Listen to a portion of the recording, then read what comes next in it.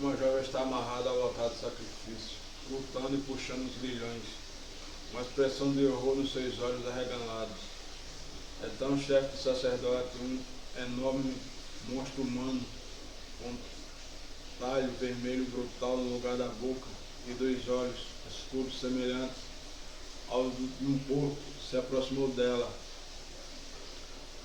Uma comprida faca de prata brilhante está em sua mão, refletindo a luz dos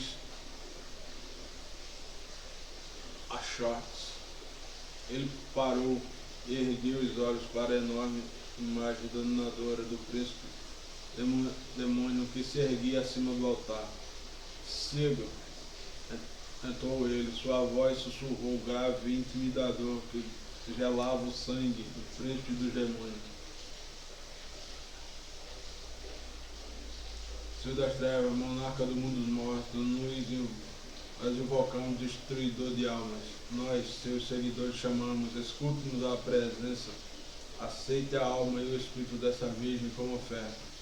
Ele baixou os olhos e a lâmina foi erguida lentamente, depois começou a descer. O grupo ficou em silêncio, a lâmina lançava seu reflexo prateado. A garota gritou, então algo segurou a manga da túnica do sacerdote, torceu seu braço para trás e o partiu. Uma figura espectral brilhou diante do altar, e a noite empalideceu, iluminada pelo intruso em verde e dourado. Dedos brancos pálidos pegaram a faca, enquanto caía da mão do sacerdote. Sem palavras, a lâmina esguia foi erguida e baixada no coração do enorme homem.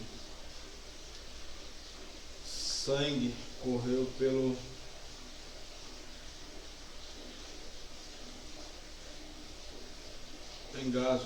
engasgo, chocou o silêncio e o corpo tombou no chão. Enquanto o invasor se virava e cortava com a calma os grilhões que prendiam a garota, então desmaiada por toda parte, os gritos de raiva e medo se ergueram acima das pessoas, seguindo pelos gritos de sacrilégio, e siga, nos proteja, como se uma nuvem pesada tivesse surgido, uma grande escuridão tomou o salão. Um a um os sacerdotes apagaram. Um negrão total pairou no ar, cintilou e ganhou forma. Um grito de alívio e triunfo se ergueu dos mortais presentes. Chamas escarlates queimaram sob a escuridão dentro do capuz. Você foi longe demais, espírito. Avisou a voz do príncipe demônio. Você ataca os mortais que sabiamente escolheram servir a mim, e por isso deverá pagar com a própria alma. A aura escura que cercava o Senhor dos Corvos ganhou forma e empurrou para trás a luz que emanava da figura musculosa em verde e dourado.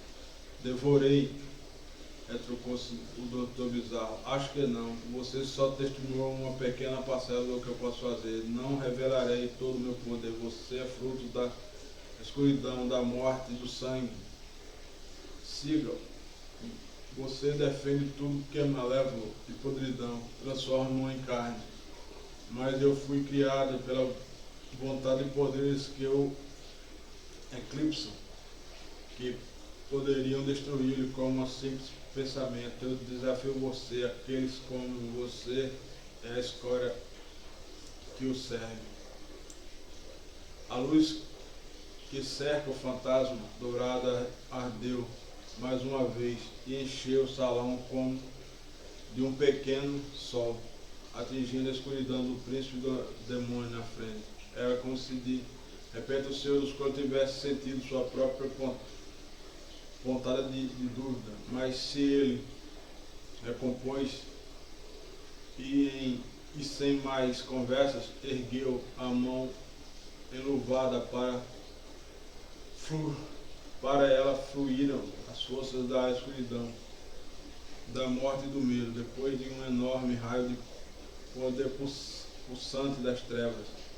Cortou o ar, toda maldade e impureza voando reto e veloz. O fantasma do arara manteve a posição, mão nos quadris. O golpe o atingiu em cheio, e a luz e a escuridão explodiram por um momento. Depois a luz se apagou e a figura caiu rapidamente silenciosa.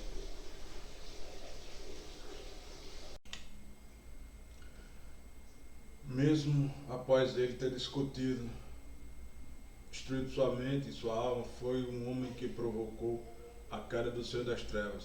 Ele ergueu os olhos para a garota no altar, que agora despertava do terror que roubara sua consciência. Não tenha medo de mim, disse ele, aproximando-se.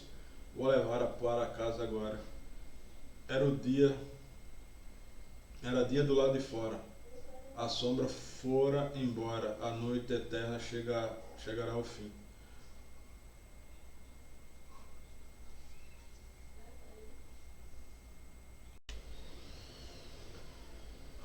Almirante, se estivesse pensando assim antes de Ruotsland, Salme, o que teria sido então de sua vitória, senhor?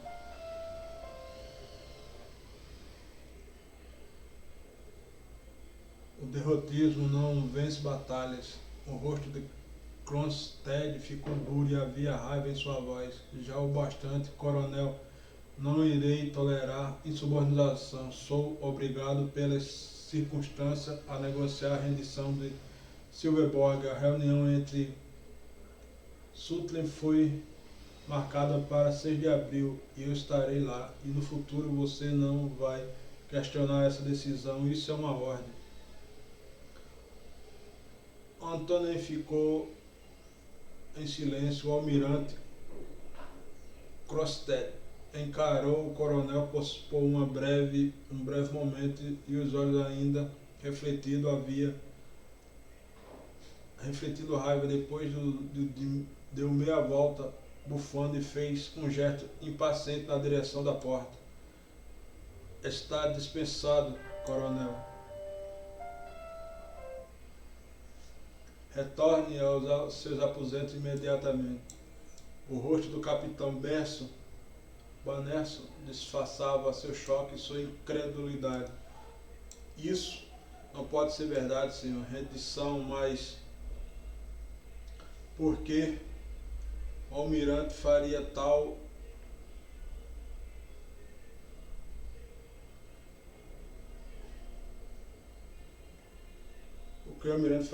coisa? Os homens estão prontos e dispostos a lutar. Anthony riu, mas foi um riso vazio e amargo, totalmente despido de humor. Seus olhos tinham um desespero selvagem e as mãos flexionavam a lâmina de sua espada. Estava apoiando num refinado túmulo esculpido, à sombra de 2 árvores. Num dos pátios centrais da cidade de Vargon, Berson estava de pé na escuridão e a alguns passos nos degraus que levavam ao monumento acima. Todos os homens estão dispostos a lutar, apenas os oficiais que não estão, disse Anthony. Voltou a rir. Almirante Kronstadt, o herói de nossa vitória em Rustin, foi reduzido a um velho inseguro, arrasado pelo medo. O general Sutherland jogou bem com ele os jornais da França e da Rússia, que lhe enviou os boatos de Helsinki, trazidos para cá pelas esposas dos oficiais. Tudo isso serviu para plantar uma semente do derrotismo. E agora o coronel Jangerson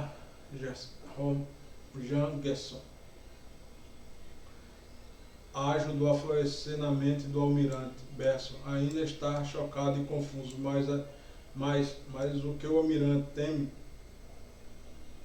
tudo, ele vê pontos fracos em nossa defesa e ninguém vê mais vê. Temo por sua família, teme por a frota um dia comandou rumo à vitória. Alega que seu é indefesa no inverno, ele é fraco e apreensivo, e toda vez que tem uma dúvida, já Gibbon e seus companheiros estão lá para dizer que está aberto, certo? O rosto de Anthony está distorcido de fúria. Ele quase grita agora. Os covardes, os traidores, o almirante Crost vacila e treme, mas se eles fossem decididos, ele encontraria coragem e também juízo. Senhor, por favor, não tão alto, alertou Bannerson, que disse a verdade. O que podemos fazer? Anthony encarou o capitão sueco, avaliou friamente com esta marcada. A conferência está marcada para amanhã e Crosstead pode não ceder, mas caso ceda, precisamos estar preparados. Reúna todos os homens leais que conseguirem encontrar e avise-os que estejam prontos. Chame isso de motim se quiser, mas Stilwell não vai capitular sem luta, enquanto ainda houver um único homem honrado.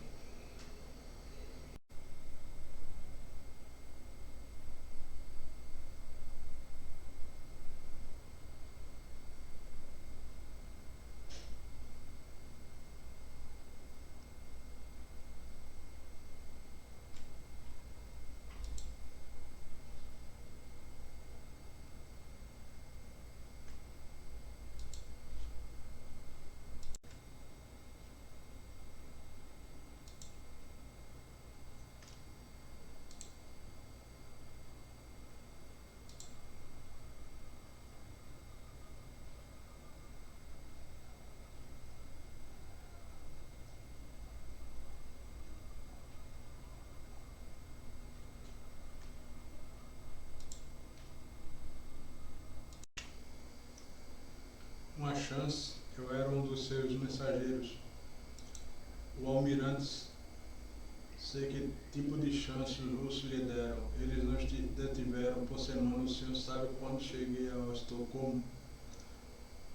Almirante, quando entreguei a sua mensagem, um velho inclinou ligeiramente a cabeça e seus olhos fitaram os do Benson. Seu rosto estava pálido e doentio, as mãos trêmulas. 3 de maio de 1808, completou Benson. Crosstead se encolheu como se tivesse recebido um golpe. O alto-major sueco se virou e caminhou em direção da porta. Lá, com a maçaneta na mão, ele se virou e olhou para trás. Sabe, disse ele, a história se esquecerá de Bennett e do que ele tentou fazer e se lembrará do coronel Jackson apenas por um dos primeiros nacionalistas finlandeses, mas sobre o senhor não sei. Vivendo na Finlândia russa com suas 30 peças de prata, Bennett disse que o senhor era apenas um fraco. Balançou a cabeça e então o almirante, o que a história terá a dizer sobre o senhor? Não houve resposta.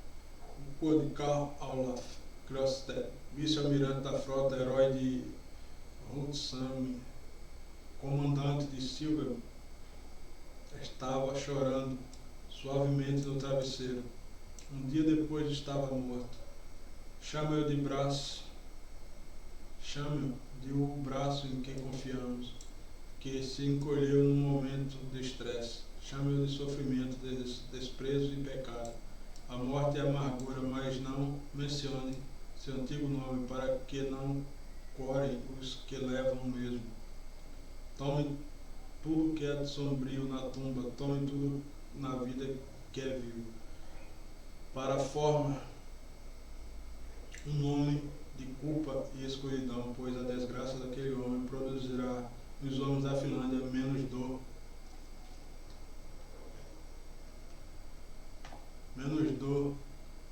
que ele deve em Silverborg lhe causou.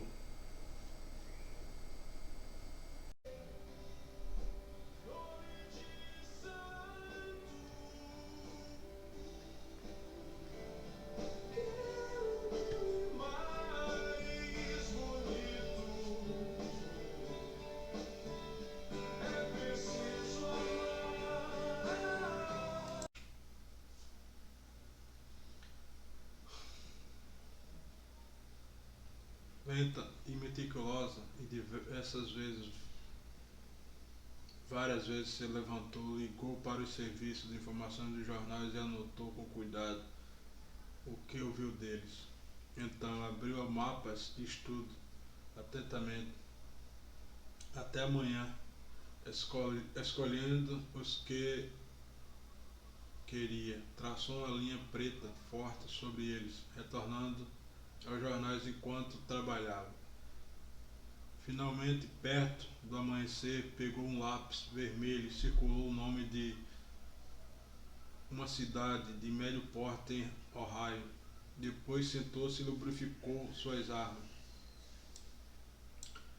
O profeta retornou ao meio-oeste com fúria, pois ali, mais do que em qualquer outro lugar, exceto em sua terra natal, ele encontrara o seu povo. O sumo sacerdote que lhe enviara à frente transmitira seus relatos, que eram sempre iguais.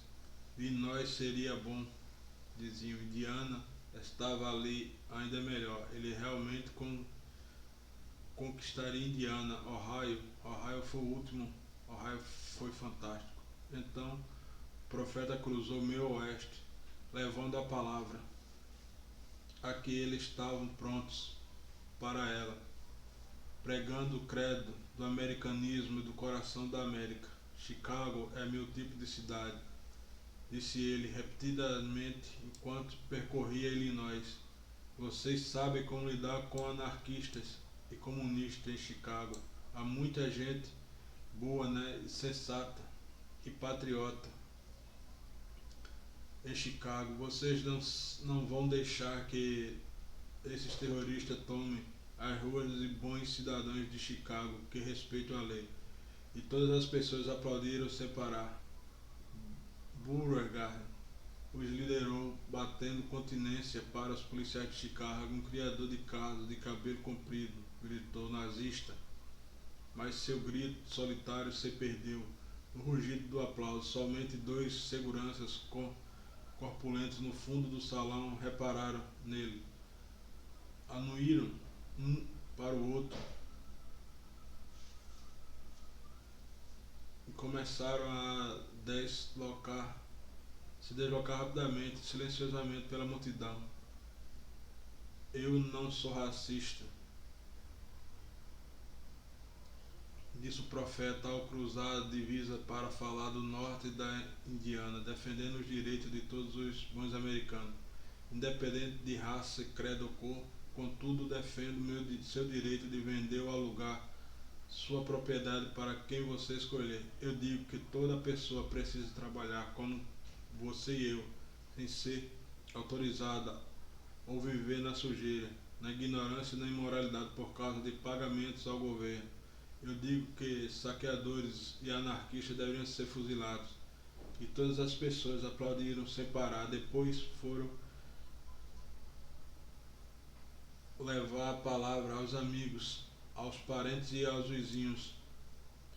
Eu não sou racista, e Beauregard também não é, diziam uns aos outros, mas você iria querer que um deles se casasse com sua irmã. E as multidões falavam cada vez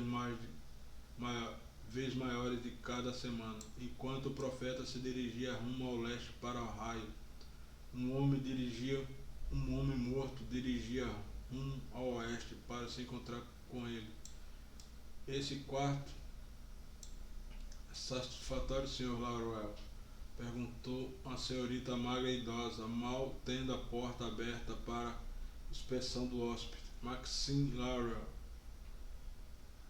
passou por ela e depositou as malas na cama da de casal afundada, apoiada em duas paredes, deu um sorriso amigável enquanto inspecionava o apartamento.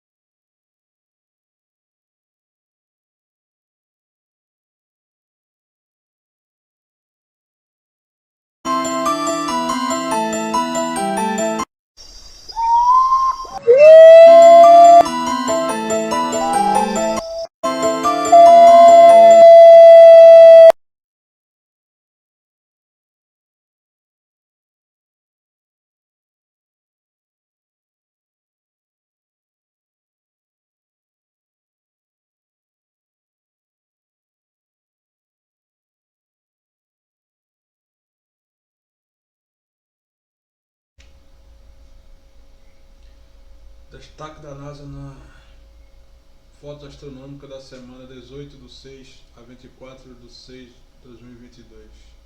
Últimas fotos selecionadas pelos astrônomos da NASA vão impressionar os entusiastas de ciência espacial, principalmente aqueles apaixonados pelas cores e forma das nebulosas e galáxias que apareceram com toda a sua beleza por aqui.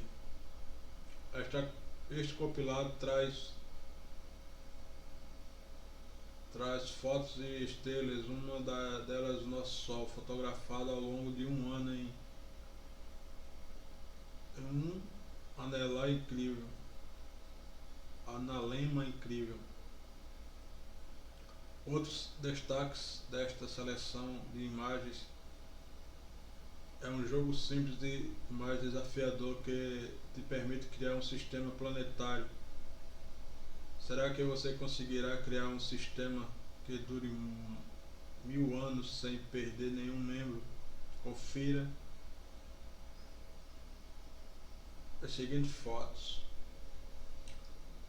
Sábado 18, estrela Gama Cygni.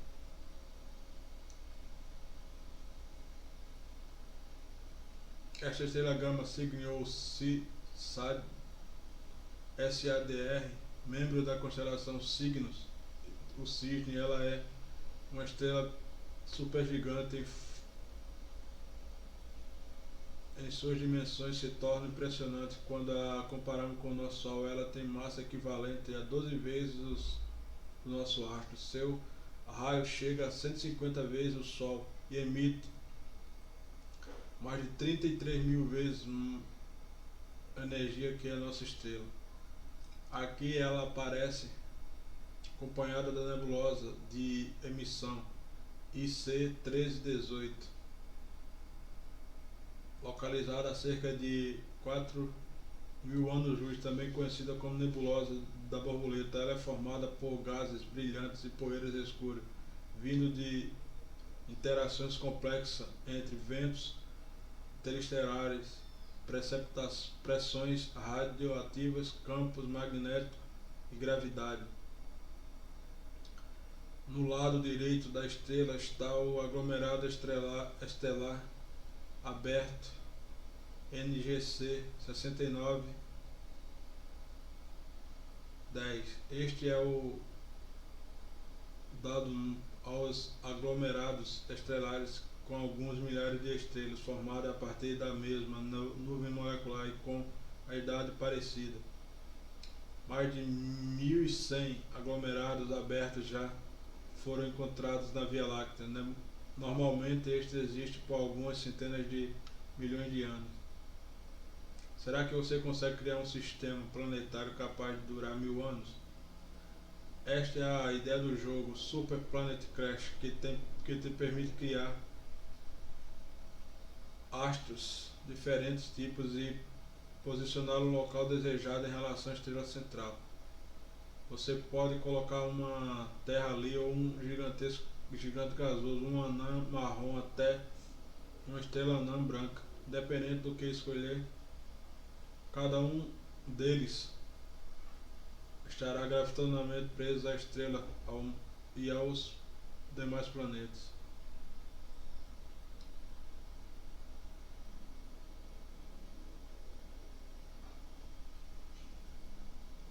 Você ganhará pontos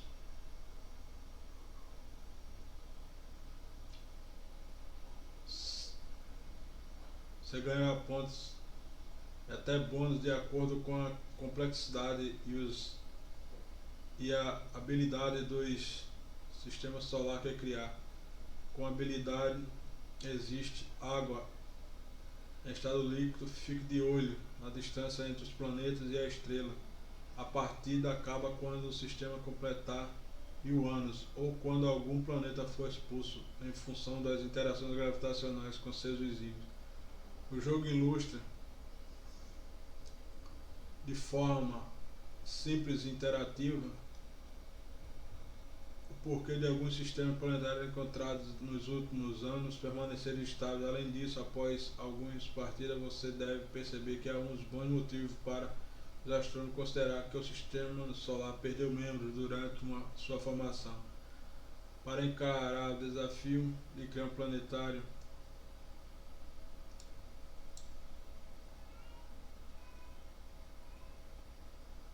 é só clicar aqui. Link nos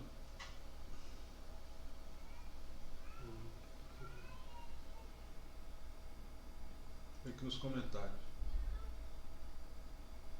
O que é zona habitável no sistema estelar e onde fica?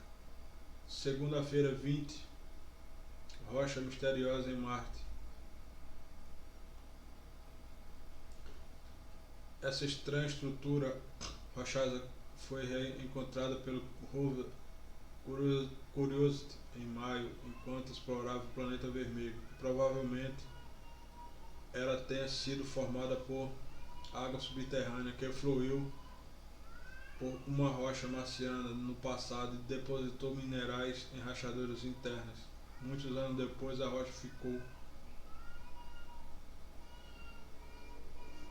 exposta à atmosfera e o vento que a desgastou o material mais macio ao redor do material cimentado.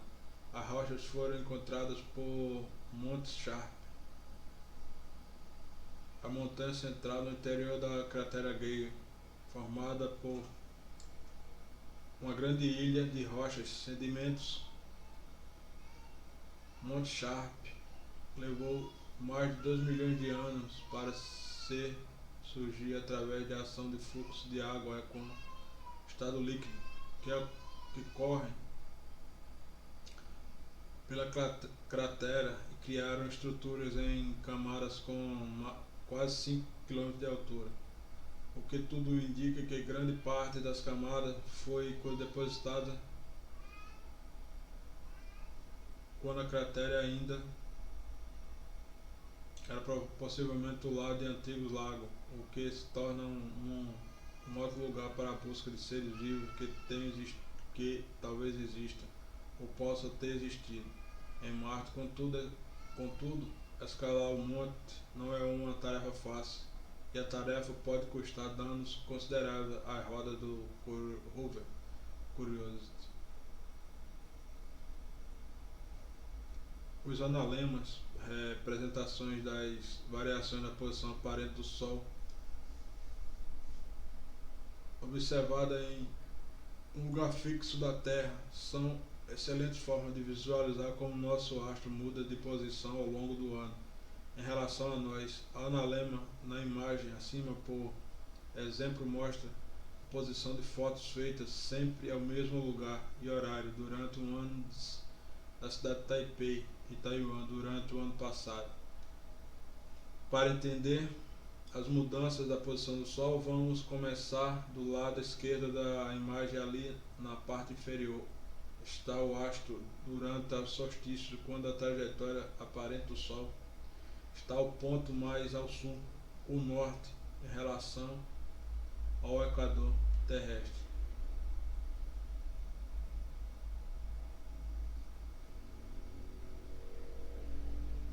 De dezembro, enquanto o solstício de julho aparece ao lado direito na imagem também, mostra a posição do Sol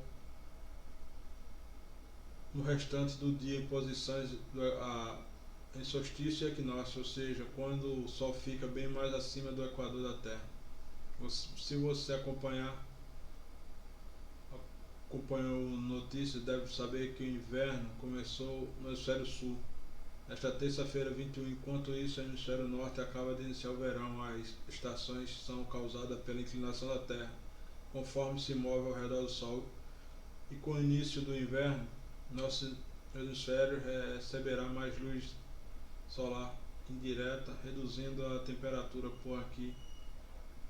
Já o norte terá mais calor em função da maior incidência de luz solar direta.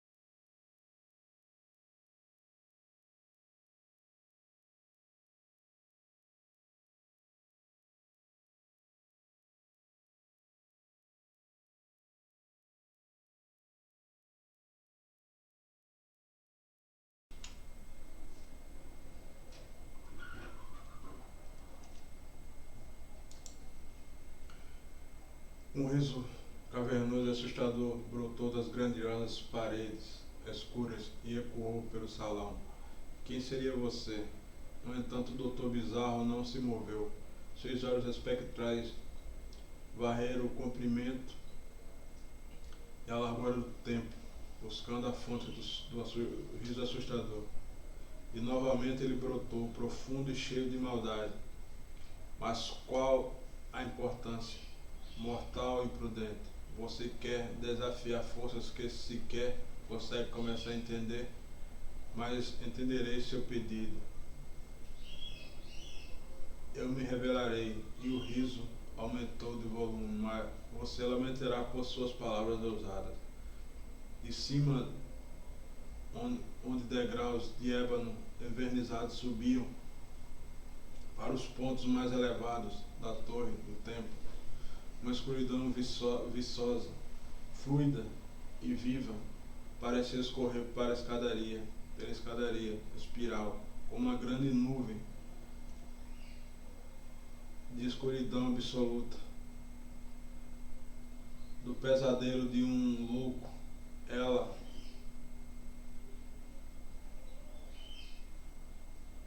baixou até que na metade do caminho solidificou e ganhou forma. A coisa de pé na escadaria era quase humana, mas tal semelhança apenas se tornava ainda mais horrível.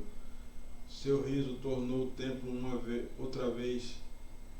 Minha aparência o agrada, mortal, porque não responde, porque pode ser que você sinta medo.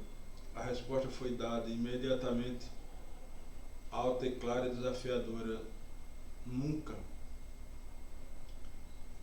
Ser das trevas, você me chama de mortal e espera que eu trema a sua visão, mas você está errado, pois não sou tão eterno quanto você. Eu, que no passado combati lobisomens, vampiros e feiticeiros, não tenho pudores em subjugar um demônio da sua laia. Com isso, o Dr. Bizarro disparou na direção da aparição grotesca da escadaria. Sob o capuz escuro, os dois grandes poços pretos brilharam escarlates. Por um instante, o riso recomeçou, mais selvagem que nunca. Então, espírito, você combateria um demônio muito bem. Você terá um demônio. Veremos quem sobrevive. Ameaçou a forma escura, fazendo um gesto impaciente com a mão. Doutor Bizarro cobrira metade da distância até a escadaria, quando a rachadura acima do altar se abriu diante dele e algo enorme maligno bloqueou seu caminho. Tinha bem mais do que o dobro da sua altura. Sua boca era uma massa de presas reluzentes. Os olhos dos pontos vermelhos sinistros haviam um cheiro mofado de morte no ar que cercava a entidade monstruosa. Mal tendo tempo suficiente para avaliar a situação, o fantasma dourado se lançou sobre o recém-chegado e hediondo, o punho se cravando na carne fria e viçosa. Apesar do esforço, o Dr. Bizarro estremeceu. A carne do monstro era como uma massa macia, mas super forte, fedorenta e imunda, repulsiva a ponto de causar arrepios na pele. Você escapou do golpe, garras demoníacas rasgaram dolorosamente com força. Impressionantemente, o ombro do saqueador místico, deixando um rastro de agonia com preocupação repentina. O Dr. Bizarro se deu conta de que aquela não era uma criatura do reino comum, contra o qual ele era invulnerável. Aquele horror era do mundo dos mortos e totalmente capaz de infligir tanta dor a ele quanto ele aquilo. Um grande braço se projetou da criatura, acertando no peito e o jogando para trás. Cambaleante, falando de modo incompreensível e babando terrivelmente, o demônio pulou para trás dele. As garras estendidas, o Dr. Bizarro foi atingido em cheio.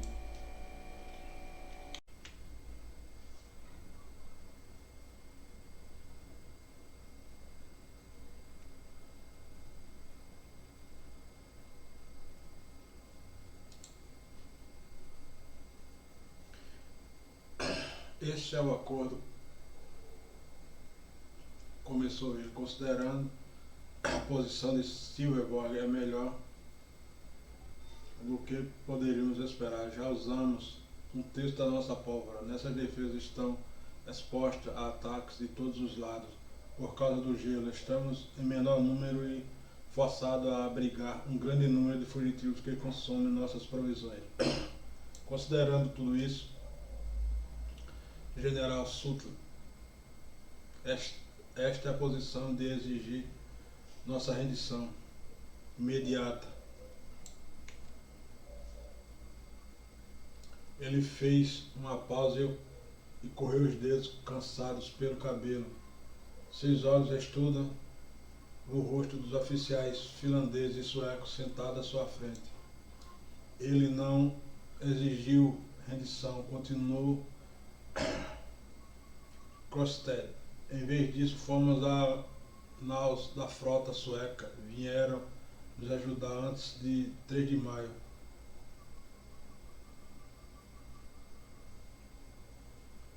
Caso contrário, devemos render. Mas em qualquer caso,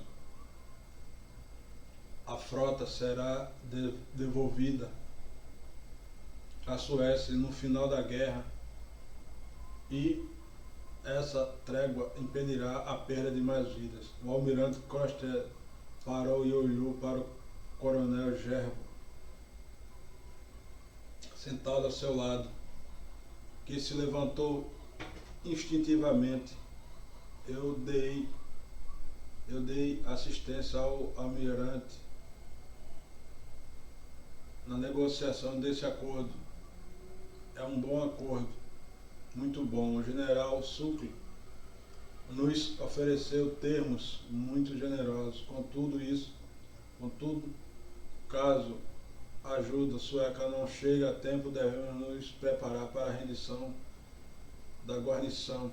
Esse é o objetivo dessa reunião. Nós não O grito percorreu a grande sala e ecoou nas paredes, interrompendo Jangerhard. Logo se fez um silêncio chocado. Todos os olhos se voltaram para o fundo da sala, onde o coronel Bengt Anton estava de pé entre seus colegas oficiais, lívido e fervendo de raiva. Termos generosos. Quais os termos generosos? Perguntou a voz aguda. 10 presos, rendição imediata. Esther Chava, Ost Lila Chava e Langor. O resto de Vanguard. Posteriormente, esses são os termos generosos. Nunca, isso é, por mais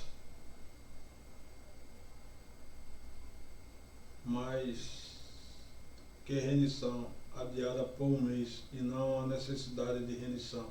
Nós não estamos em menor número, nós não somos fracos. Silverberg não precisa de provisões, precisa apenas de um pouco de coragem, um pouco de fé. De repente o clima da sala de reunião ficou frio enquanto o almirante Crosstead falava para o dissidente com desgosto. Quando falou, havia um sinal de sua antiga sonoridade na voz. Coronel, eu lhe recordo as ordens que lhe dei outro dia. Estou cansado de você questionando cada uma das minhas ações. A verdade é que fiz pequenas concessões, mas nos a oportunidade de manter tudo para a Suécia. Essa é a nossa única chance agora. Dane-se, coronel. Sente-se, coronel. Houve um murmúrio de concordância dos oficiais por toda a sala. Anthony os parou com um gesto, depois voltou a olhar para o almirante. Senhor, sim, senhor, senhor, essa chance que o senhor nos deu não é uma chance de desistente. O gelo vai se derreter a tempo. Ignorou suas palavras. Eu lhe dei uma ordem, coronel, disse com voz férrea. Sente-se. Anthony lançou um olhar frio para ele, as mãos se fechando e abrindo. Houve um longo momento de silêncio tenso, depois se sentou.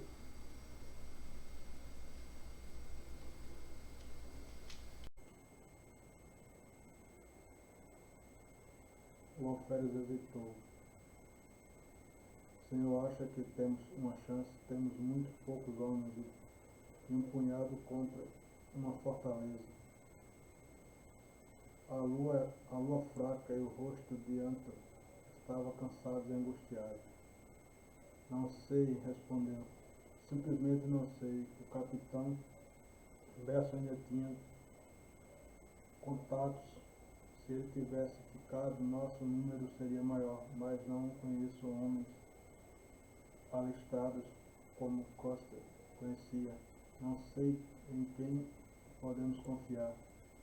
O coronel parou e apertou com força o ombro do alferes. Mas, independente disso, precisamos tentar. O exército da Finlândia passou fome, congelou e viu sua pátria arder durante todo o inverno. A única coisa que sustentou foi o sonho de recuperar tudo. E sem Silverberg, esse sonho morrerá. Ele balançou a cabeça de tristeza. Não podemos deixar que isso aconteça com esse sonho. morrer a Finlândia. O alferes assentiu. 2 horas, senhor. Pode contar conosco, ainda vamos dar trabalho ao almirante Crosstead. Ele sorriu e saiu apressado. Sozinho, no corredor silencioso, o coronel Bennett Anthony sacou sua espada e ergueu até onde a luz fraca refletia em sua lâmina. Olhou triste para ela, imaginou calado. No entanto, não houve resposta. Os 2 soldados se agitaram, desconfortáveis. Não sei, coronel, disse ele. Nossas ordens são de não permitir a entrada de ninguém no arsenal sem autorização. Eu diria que nosso posto deve ser autorizado o suficiente, retrucou Anthony. Estou lhe dando uma ordem direta de nos deixar passar. O primeiro guarda olhou para seu companheiro em dúvida. Bem disse, nesse caso talvez nós... Não, senhor, interrompeu o segundo guarda. O coronel Jarlow nos ordenou não deixar ninguém entrar sem autorização do almirante Crosstead. Constantine. Temos que isso também inclui o senhor. Anthony encarou friamente. Talvez devemos levar isso. O almirante Crosstead sugeriu. Acho que ele gostaria de saber como vocês desobedeceram a ordem direta.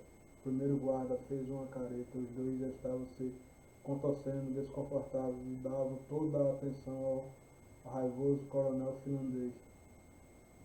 Anthony olhou feio para ambos. Venham, ordenou. Agora, os tiros de pistola que soaram do corredor próximo, enquanto a palavra agora era pronunciada, pegaram os guardas de surpresa. Houve um grito de dor quando um agarrou o braço sangrando. Sua arma caiu no chão. O segundo se virou na direção do som e, simultaneamente, Anthony soltou para frente para tomar seu mosquete com um pulso forte antes que o guarda pudesse compreender o que estava acontecendo.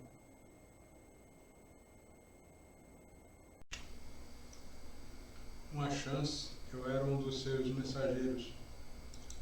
O almirante, sei que tipo de chance os russos lhe deram. Eles nos detiveram por semana. O senhor sabe quando cheguei a Estocolmo?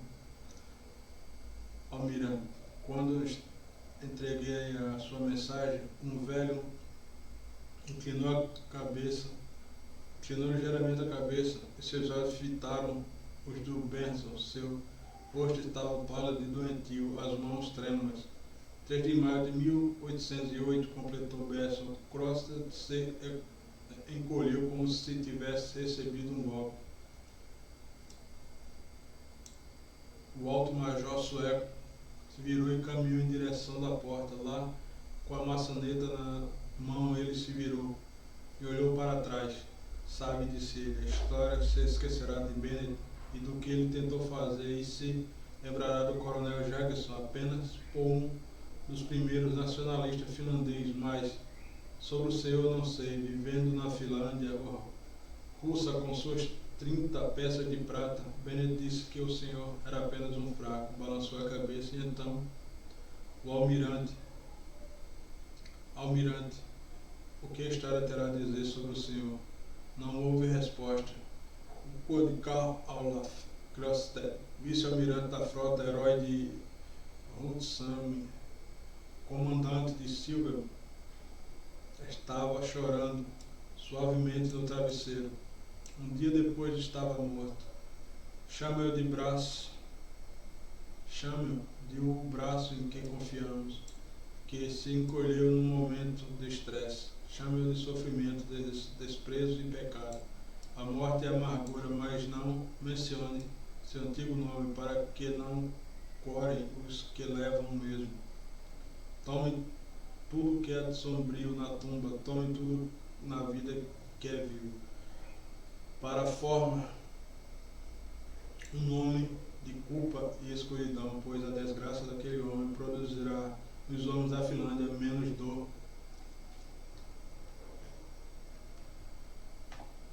dor que ele deve em Silverborg lhe causou.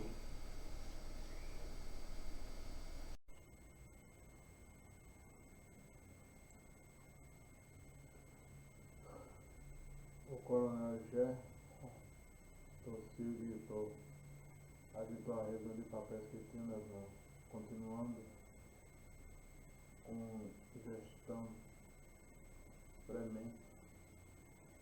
Precisamos primeiramente enviar os mercenários a Estocolmo. A velocidade é essencial. Os russos forneceram os papéis necessários. Seus olhos percorrem a sala.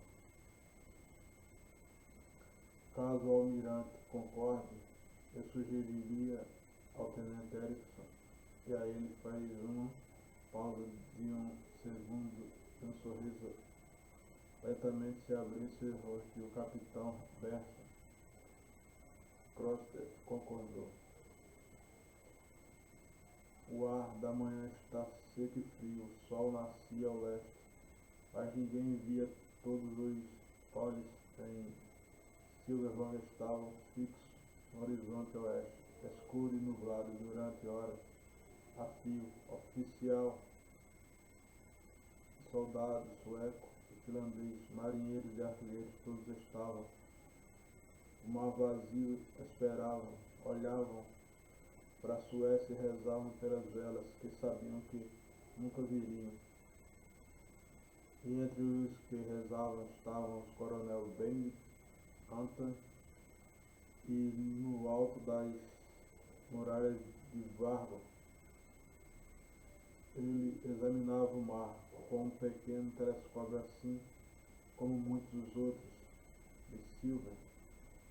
Como os outros não encontrou nada. Fechando o telescópio, Anthony deu as costas para o parapeito com a testa franzida para se dirigir ao jovem alferes que estava de pé ao seu lado. Inútil, disse, estou desperdiçando meu tempo valioso.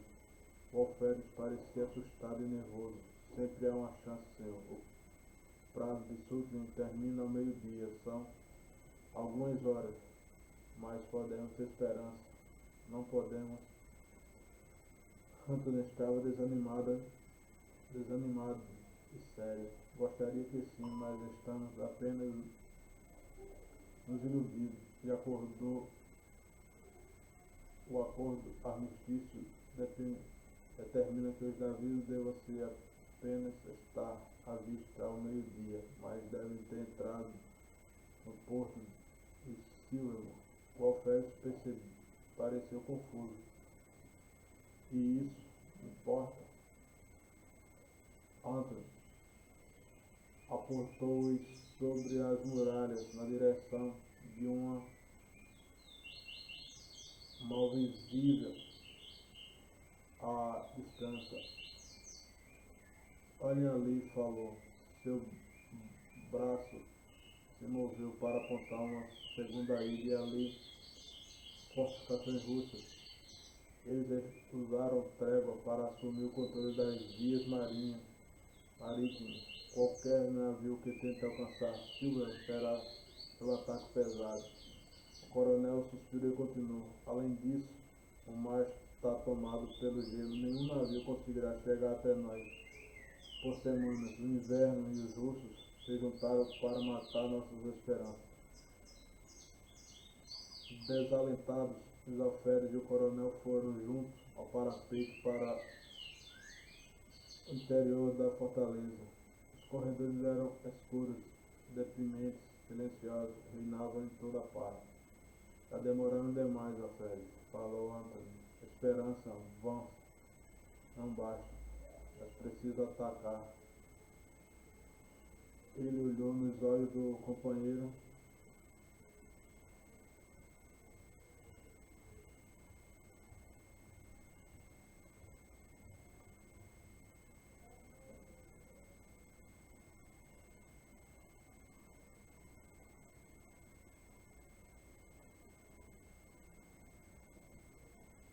Ele olhou nos olhos do companheiro enquanto caminhavam. Reúne os homens, chegou a hora. Eu o encontrarei perto de meus alojamentos em 2 horas.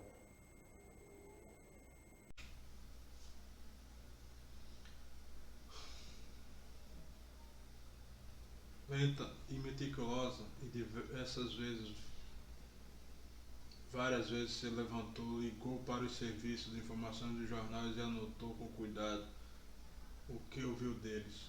Então abriu mapas de estudo atentamente até amanhã, escolhendo os que queria. Traçou uma linha preta forte sobre eles, retornando aos jornais enquanto trabalhava.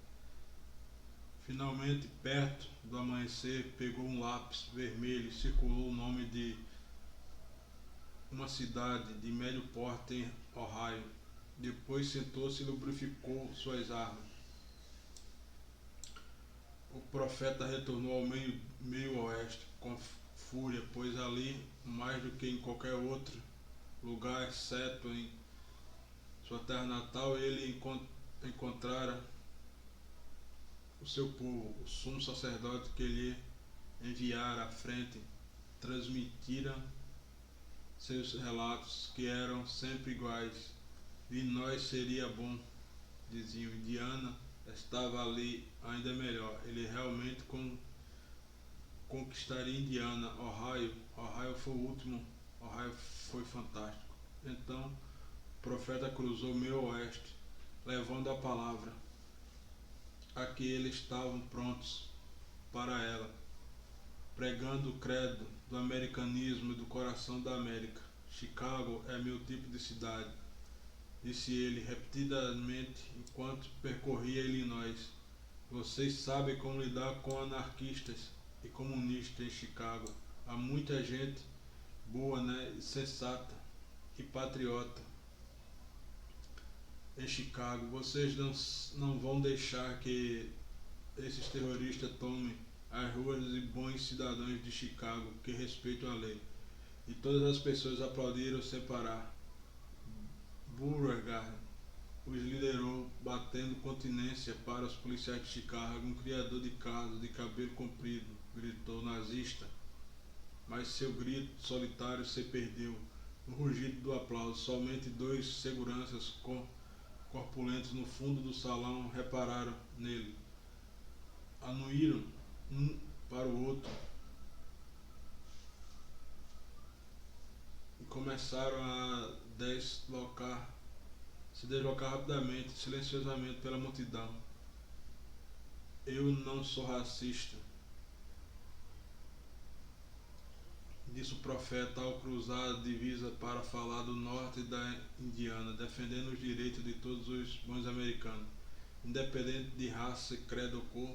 Contudo, defendo seu direito de vender ou alugar sua propriedade para quem você escolher. Eu digo que toda pessoa precisa trabalhar como você e eu, sem ser autorizada ou viver na sujeira, na ignorância e na imoralidade por causa de pagamentos ao governo.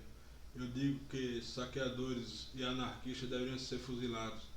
E todas as pessoas aplaudiram sem parar. Depois foram levar a palavra aos amigos, aos parentes e aos vizinhos. Eu não sou racista, e Beauregard também não é, diziam uns aos outros, mas você iria querer que um deles se casasse com sua irmã. E as multidões falavam cada vez maiores de cada semana. Enquanto o profeta se dirigia rumo ao leste para Ohio, um homem morto dirigia rumo ao oeste para se encontrar com ele. Esse quarto é satisfatório, Sr. Laurel? Perguntou uma senhorita magra e idosa, mal tendo a porta aberta para a inspeção do hóspede. Maxine Laurel passou por ela e depositou as malas na cama de casal afundada, apoiada em duas paredes. Deu um sorriso amigável enquanto inspecionava o apartamento.